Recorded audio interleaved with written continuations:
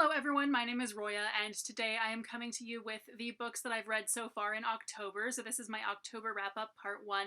I read 3 books so far in October. They are all library books, and I did actually read a good chunk of another book, but I didn't read enough of it to be able to say that I've read it this month already. So the past 4 days have been really intense because my dog got a really gnarly eye infection that was like an actual cornea infection where she almost lost her eye. So I have been giving her eye drops every 2 hours, and that's round the clock through the night, the whole deal. So I am very sleep deprived and it sucks. So anyway, the most recent book that I have read in the first half of October is the copybook, How Some of the Greatest Advertising Writers in the World Wrote Their Advertising.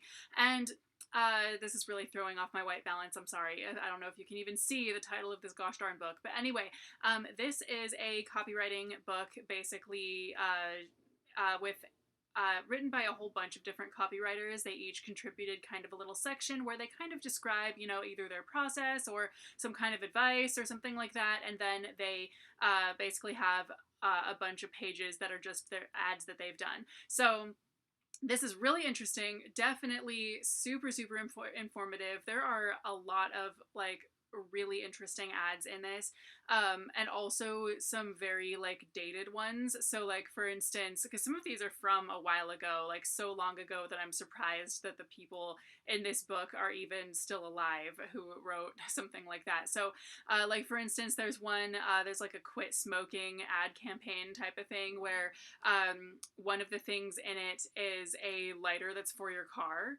And, cars used to just have those. And not during my lifetime that I know of. I've never seen a car lighter, but it's throw out your car lighter, and it's what the fuck? But anyway, so this is a really good book. I really kind of wish that I did own a copy of this, but I don't. So, but because it would be really, really good to refer to. But I took some pictures of some of my favorite ads that are in this and what kind of worked about them. And not all of these are successful ads either. So that's something to keep in mind as well.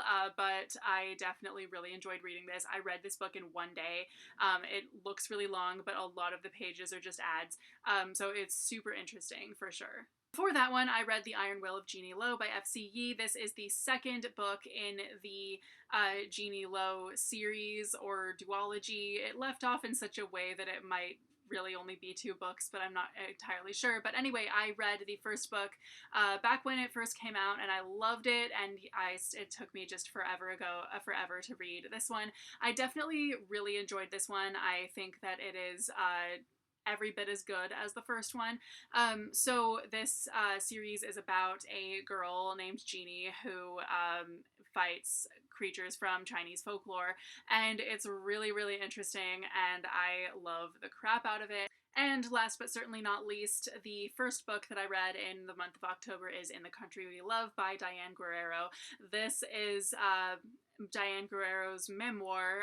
She's an actress on Orange is the New Black and Jane the Virgin, and she was raised by undocumented immigrant parents, but she was born in the U.S. So her parents came from Colombia, and they basically spend their whole time in the U.S. trying to not get deported, essentially, and trying to get citizenship, but it just doesn't happen because they get taken advantage of. There are all kinds of barriers in their way that keep them from achieving citizenship, and then one day when Diane is 14, she comes home from school and finds that her parents were deported, and basically, she could have gone to Colombia and just lived with them, but she didn't want to do that because she would have been in extreme poverty in Colombia, and in the US, she's going to a performing arts high school that she had to audition to get into, all of that. So and the weird part is too that social services never even checked up on her after deporting her parents. They never, nobody ever once thought that this child is on her own or anything like that. Nobody put her in foster care, nothing. So she was really on her own. She had families of friends that she could stay with and whatnot, but that's just not the same. That's very much she had to only be there for a certain amount of time and stuff like that. Like she was really just like not a permanent, you know, they didn't like permanently take her in, stuff like that. So she really had to look out for herself starting at age 14, which is super unfair, really messed up, and all kinds of stuff, all because neither of her parents were able to get citizenship, even though they both were trying to. And there are some really weird parts in this where you kind of go like, that really happens to people? That's messed up. Anyway, those are the books that I read in the first half of October. I hope that I will be able to read more in the second half, now that I'm kind of getting used to waking up every 2 hours to give my dog medicine. It's just crazy and weird. I don't know how long this is going to go on. Anyway, thank you guys so much for watching. I will see you very soon with a new video. Bye!